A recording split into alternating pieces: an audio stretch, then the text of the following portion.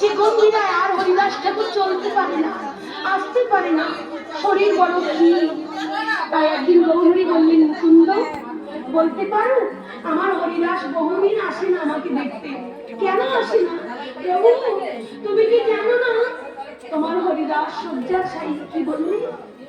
কেন আমার হরিদাসের কি হয়েছে? তোমার হরিদাস যে আর চলতে পারে না, বয়সের ঘরে অনাঘরে অনিদ্রা, সে জীবন তোমার খুচরা দাও তো। আমি যাবো 10 টাকা। আমি এখনই যাবো হরিদাসকে দেখতে। হরিদাস আমি এসেছি, হরিদাস। ছুটে গিয়ে যে সিদ্ধ বকুলে দাঁড়িয়েছি, যেন মনে হলো মৃতদেহে প্রাণ। প্রভুর ওই ডাকি হরিদাস নয়ন মেলে ডাকি বলছে,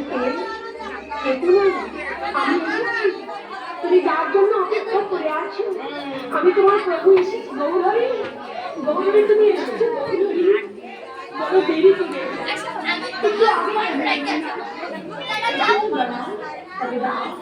তোমার স্ত্রী চরণ আমার ভক্তরা, তুমি আমায় কথা দিয়েছো, তোমার চরণ স্পর্শ করে আমি মৃত্যুবরণ করব। তুমি কেন বিলম্ব করছো? দাও প্রভু দাও, হরিদাসের শীঘ্র দেহটা করে নয়ন জলে